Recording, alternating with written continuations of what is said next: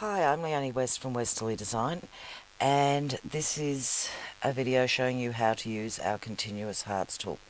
The continuous hearts comes with 4 sizes in the set. There are 2 in each piece which are joined together just by moving the template out. And so this is our 2 by 1 inch, our 3 by 1.5 inch. The measurement is the height and then the width. So it's 2 inches high and 1 inch wide. And our hearts are formed by sewing first up this side. We flip the template over, and we will now sew the opposite side. Back down to here. Flip the template again. Sew the next one and flip the template. So we're just flipping our template back and forth. This is the 2 inch heart. And you can see that we came up, stopped here, flipped the template around, stopped at the bottom, flipped the template up to the top again, and flipped the template. There is a reference line across the base of the tool, and that reference line we line up with our border or a line that we've marked on the quilt. So I'm going to sew the 3 by 1.5 inch on the next line. And I've just marked the line there. I wanted to start here, and the only reason for that is it's where I started the one before. So we'll bring our threads up. Make sure we line our reference line up. Put the foot in place. Lower the needle.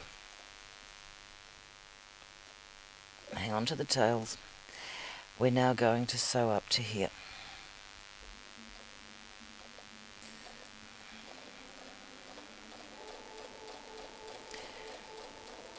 When we get to the top, stop at the top, but don't push the template across like that as you go, because that'll make it move the template out of position.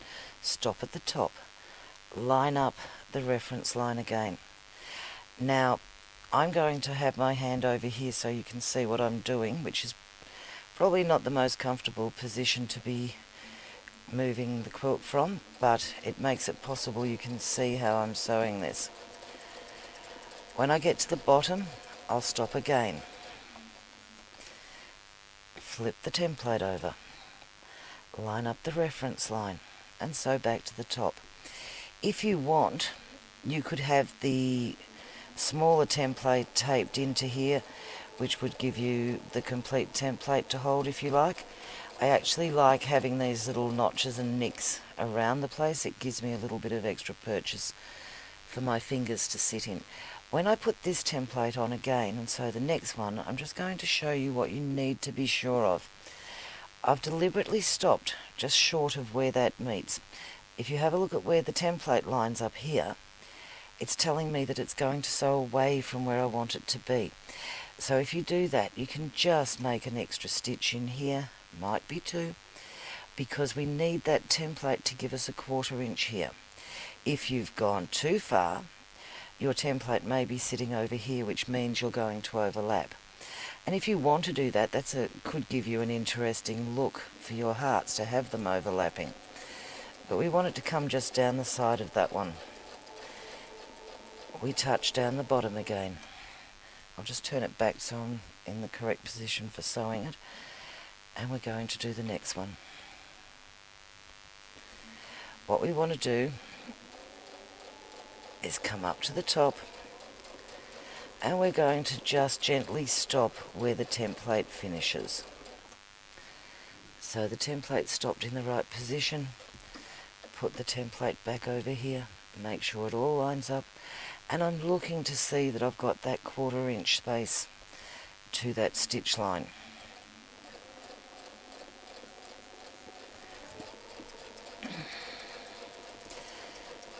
It takes 2 passes over to get you a heart showing. Don't expect to see a heart when you sew the first one. You're going to get half of the section. And we'll stop at the top again. We need to use our templates as a guide. We don't need to push the template hard up against the foot when we come to our stop points. And I just added an extra stitch there because I could see that this was going to sit too far away. Stop at the bottom.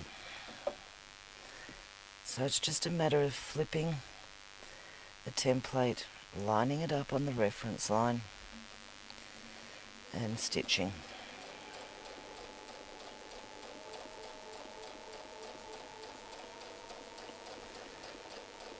And the templates do give you some nice little spots to fill.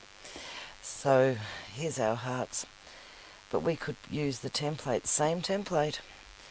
I'll do it on this one up here. I'll sew down to the bottom and put one of those in there.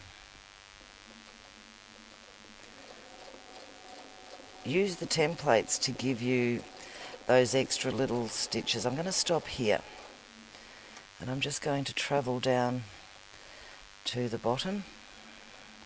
So I'm just going to travel along my previous stitch line, and when I get to the bottom in that point I'll stop there. I'll just bring this round so you can see what I use as a reference. I'm using the edge of the template against that point here, and when I do that it moves it out 1/4 of an inch from the top, but keeps the template on the bottom in the same position. Stitch up and down. Bring the template round, touching where that stitch line touches. Back down to the bottom. And I'll do one more. So the template, and you can use this template to do this on other shapes. It's finding out what a different template will give you. So there's the first half of our little flicks. Flipped it over, lined up again, and we'll just sew that in and out again. I like these extra details. In this case it will mean that I will be cutting off the threads and sewing in the ends at that point to do this. I don't mind sewing in threads when it gives me the extra benefit of what this does.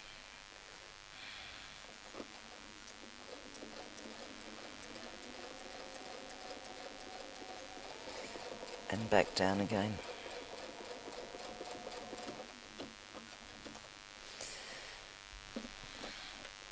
So I'll bring the threads up here.